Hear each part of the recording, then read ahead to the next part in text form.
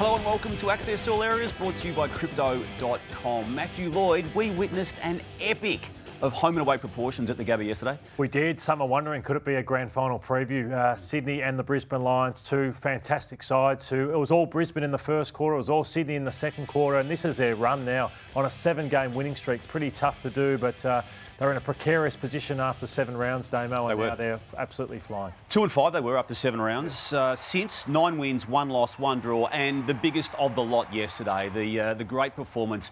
And this man on screen here, Hugh McCluggage, stood up in the grand final last year, Lordo, stood up in the last quarter of this game yesterday. Yeah, I thought he turned the game with those 2 goals in 30 seconds, Hugh McCluggage, and then it was just an arm wrestle. So look at these goals. Every single one of them in this last quarter is special. So that's Will Hayward making something out of nothing. And then Charlie Cameron. This shouldn't have been playing, but was. Yeah, and just a clutch. He worked really hard, doubling back on the lead for this one. So they hit the front. And then it goes down. Jake Lloyd kicks one from 50, which was just a beautiful kick. And you see the passion from Goulden in the goal square. It's just an absolute arm wrestle. And this Calamarchi, what a flush this on the non-preferred. He missed one straight afterwards as well, Archie, but a huge win in the context. Yep. Just nipping at the heels of Carlton fighting for that second position. I think you can make the case that the Lions are a better team this year, despite what they had by way of their start. With how they've worked their way through it, I think what they are now bringing to the table will stand up even more so in finals. Is that a fair case? Yeah, I think it's a fair case, and I think that the experience of getting to finals is unbelievable what it does for you next time around. 5 years in a row of really sustained high-end performance. It's going to be a 6th year by way of a lock-in. Now, John Longmire, after the game, Lordo, lamented the slow starts the Swans have had, not just again yesterday, but in 9 of 18 games this year, they've lost the first quarter. It's something we've talked about, we've spoken about, we've tried to train it, we've got to get better at it. Sitting at the top of the ladder, the teams come out and go hard, and you've got to expect that, but then you've got to counter punch a bit earlier than that, and there's nothing wrong with actually throwing the first one, and we haven't done that as good as what we can do.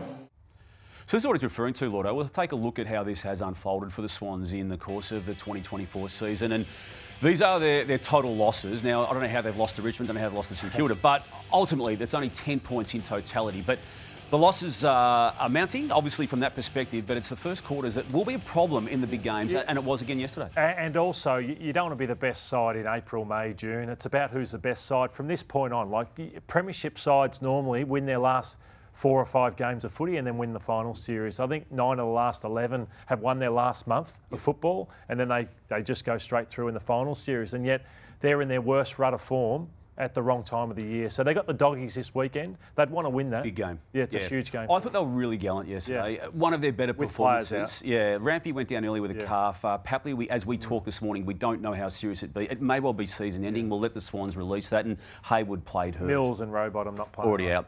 Yeah. Now, no ruckman for Melbourne. No surprise that the clearance count in the centre was 47-9. Simon Goulden, in that loss against Fremantle yesterday, spoke about what happened there. We knew we weren't going to win hitouts. We haven't got anyone at the club that would win hitouts against Darcy or Jackson. So we had to set up in a way to try and neutralise that area, and they dominated. They were outstanding in the way they played. As I said, they were able to be really clean and tough and strong in that clearance game and get to the ball to the outside really easily. So we didn't only just get beaten on the inside, it translated to getting really hammered on the outside. So the Demons might have got away with it against the Bombers the week before with Van Rooyen and Petty, but they weren't going to get away with it against the Fremantle Dockers. Here is the dominance and how aggressive you can be as a Fremantle midfielder when you know you've got 2-star ruckmen against pretty much, just work shift, makeshift ruckmen. So it was just a domination. You could be so aggressive knowing that you're just going to win the clearance. This was Hayden Young. He's a star. He could follow up. You can be aggressive. And here he is getting the ball back just because of that midfield clearance dominance. It was 23 clearances to 4 at halftime in this game, and it was game over. So I would have thought then that Simon Goodwin would have planned to be, okay, we can't be as assertive in defence. We know we're going to lose the clearance. Let's adjust and let's be a bit tired. But they didn't the whole game. They were just aggressive. And the positioning of Melbourne, I would have thought they'd get a bit tighter. So you look at it, and again, why are you standing there and being so assertive when you're being smashed through the clearance? I would have thought that you change your position. This is the criticism of Collingwood. Their midfield's not going as well, but they haven't changed their position. They're playing like they're still a premiership side. And it's the same with May and Lever. I thought Lever had 4 or 5 goals kicked on him yesterday. Stephen May no better because it's just far too assertive. So I think that's something that teams need to adjust. Look at the uncertainty of Jake Lever. He's here, he's not there. And as a result, they were smashed through the midfield. They were smashed as a defensive group. And that used to be their rock. That used to be their pillar, their defence. But that was all at sea yesterday off the back of no Max Gawn, no Melbourne. Dockers' genuine flag hope? I think they're off the top rung, but they're not doing much wrong, are they? And a Melbourne line through there? Yeah, put a line through them, it's over. Yeah. Okay. Carlton finished round 19 in second spot. They had a good grinding win against North Melbourne. And as we look at what happened in this game, they seem, Lordo, to have finally settled on a small forward line combination. They've experimented all year, but these guys we're seeing, Owies, Motlop, Fogarty, all hit the scoreboard, all kicked multiple goals. Yeah, you need 3. I think in the modern game, 3 quality small forwards. I don't think they're not to the level of say, the best small forwards in the game. But, I think they've tried Fantasia, hasn't worked for them. They've tried Durden, hasn't worked. I think these 3 are the best. Motlop's been injured all year, so they've finally got him back in the team. Owies is a fantastic player. They had him sub for Fantasia recently. I think that was wrong, and Fogarty does a really good job for them. So this is the right mix for Carlton. Yep. North Melbourne saw Harry Sheasel in his first season of football last year win a best and fairest. I'd be surprised, Lordo, if he doesn't go back to back with what he's displaying, particularly since he's moved into the midfield. Another 33 yesterday, 10 contested, and he went up against the game's best when it comes to this position and held his own. He did. Paddy Cripps. Yeah, I love it. Kane Corns was the ones that challenged the Roos early to say, put this guy in the midfield. He's too good to be just across half back. And they didn't get a heap out of Davies Uniacke and Simpkin yesterday, but this guy just keeps on keeping on. Yeah, coming off a messy week that the AFL competition had with the the Bedford tackle on Taranto, Cameron on Duggan.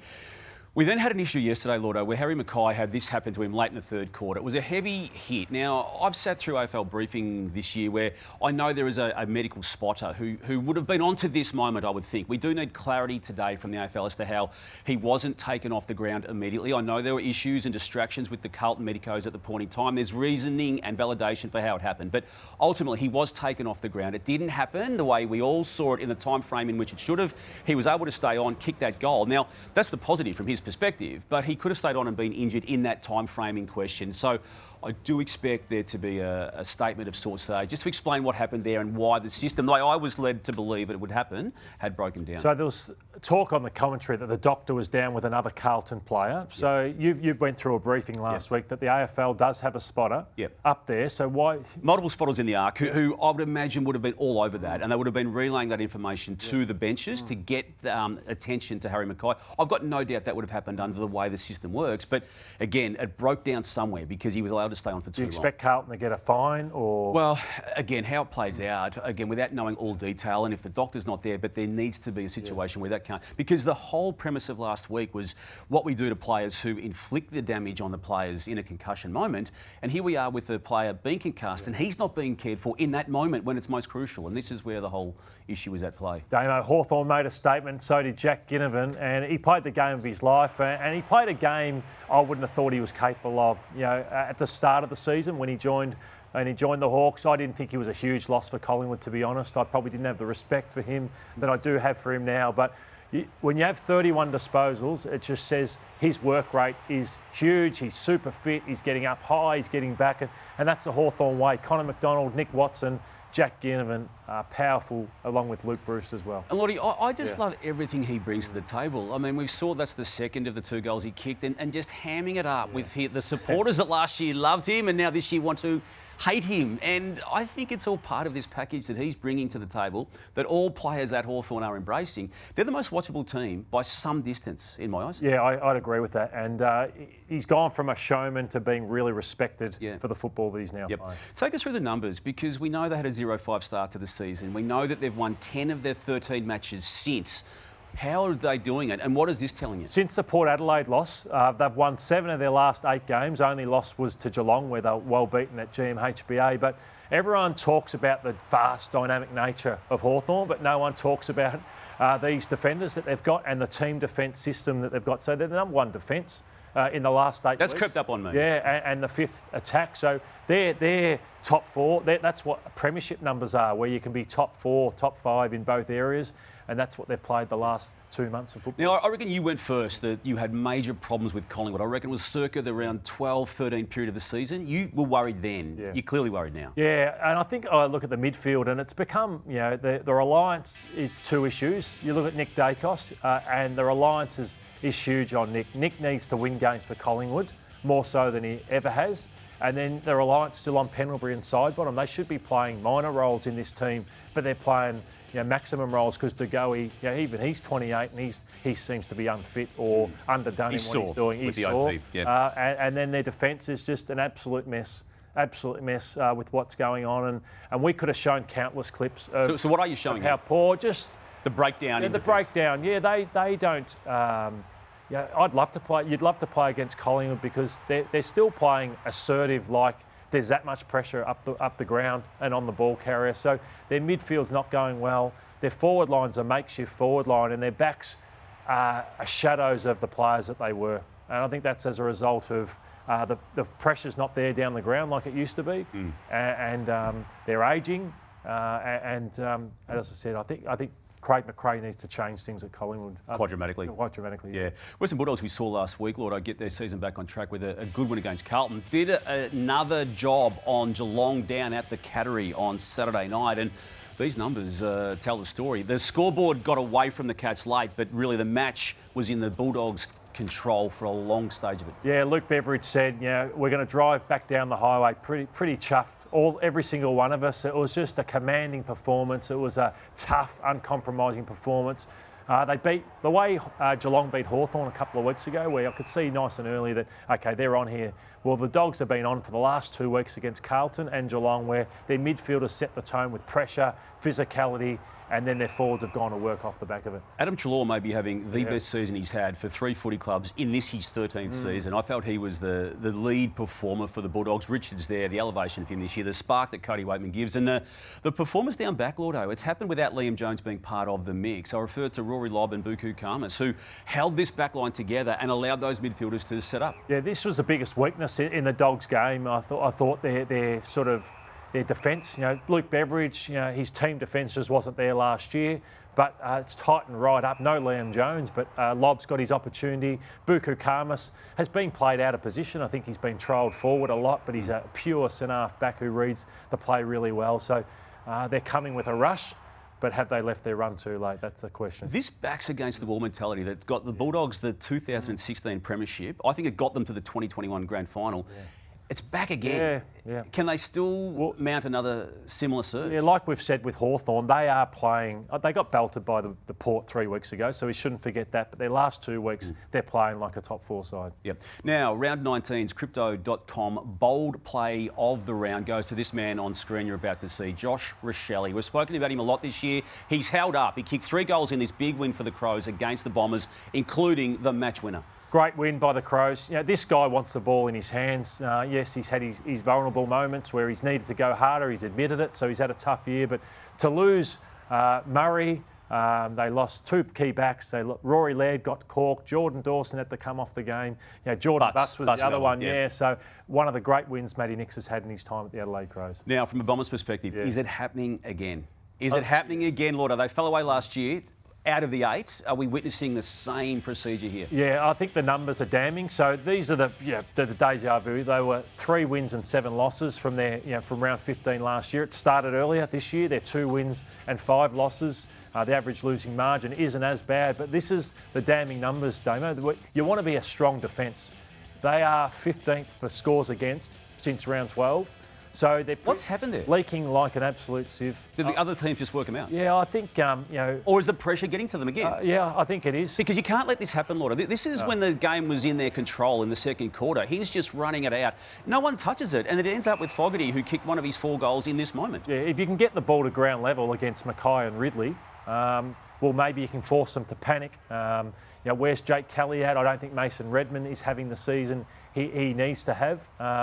And once Jai Caldwell went off through the midfield, they'd sort of lost that presence through the midfield. So, Yeah, it's a bad loss. And this goal here was by Ben Keys. It's one of 5 he kicked for the game. I felt, Lordo, that is one of the great individual performances of the 2024 season. And going into the midfield as he had to when Dawson was out in the last quarter, I felt it was an incredible performance by him. Yeah, and the team, I agree. Keys was outstanding, best man on the ground by a mile. And look at the age demographics of the two teams. So the Adelaide Crows had 9 players under 50 games. The Bombers only had 3. And look at over 100 gamers. The Bombers had 11 and the Crows had 6. So there's no excuse for that. And I wouldn't surprise me if they got beaten by the Saints this week. So that's no gimme either with the way the Saints are at the moment with their tight team defence. So, but it's a must-win season on the line against St Kilda this weekend. We just spoke about the Blues combination in the small forward department. I think you like the Giants combination a little bit better at this stage, Lordo. You've got Daniels, you've got Harvey Thomas, you've got Green, you've got Bedford. There's others in that mix. Darcy Jones. Oh, yeah, it is. It's sort of, I feel you need a great 3. I think they may have the best 3 in it at the moment. And plus you've got Green and Bedford as well. So absolutely brilliant what they're doing. Another team coming with a rush, which is quite exciting. But they have a really tough run home, which we're about to look at. Yeah, we will, because they did do a number on the Suns. Melbourne, you're going to give them that, aren't you, for the purpose of this conversation? Tough game again after that, and you can see the quality of opponent that lies beyond the Melbourne game. And Melbourne won't be a gimme, but it would be one they would start favouring. Now, quick hands time on round 19 AFL access all areas. Lordo, how do you rate the performances of Tim Membry and Charlie Dixon on the weekend? Very good. You can only beat who's in front of you, but let's see how they go against better quality opposition this week to see whether they get another season at their clubs next year. Back to you, Damian. Out of Liam Baker, Shea Bolton and Daniel Rioli, who do you prioritise? 1, 2, 3? Well, it seems Baker's gone, doesn't it? It's just he's got to this stage without signing, and the other 2 are contracted. They will keep them to those contracts, the way I read it. So I think they're the 2 priorities out of that. Rowan Marshall, Lordo, has he gone under the radar from an All-Australian perspective? Yeah, I think so. Because of the side he plays in that has been a bottom 5 side most of the year, I don't think he gets the plaudits he deserves. He's nearly my All-Australian at this point of the season. Damo, on the West Coast Eagles, have they hit rock bottom right now? I don't think they have. 0 tackles, Lordo, inside 50 in this match on the weekend. It was damning, and I still don't think Schofield, who's now 2 matches into his interim capacity, has yet faced what it could still hit. And Lordo, you like cash. I say that knowingly. $36,250. What would you do with that? That's the amount that Zach Butters has coughed up with fines in his career. Love my watches. And I love Hawaii, so that's what I'll be doing with that cash, Damo. One back to you. Does Luke Beveridge need to be a better delegator? No, he's a control freak, Lordo, and he needs to even just do the wiping of the foggy window down there at the Cattery on the weekend. Look, he couldn't see what was going on early in the game, but I can tell and vouch for the fact that what he would have been able to see, had he been able to see it, was good from a Bulldogs perspective. We need to look at the tipping. I had a bit of a mare, actually. I tipped Collingwood against the Hawthorn team. I said last week, Damo, I want 1 a week on you. I'm 5 behind with 5 rounds to go. I am coming. I'm a bit like Hawthorn at the moment. Yeah, Nat didn't tip Hawthorn either, by the way, on that weekend. Hey, thanks for watching Access All Areas. We'll be back next week with round 20 edition of it.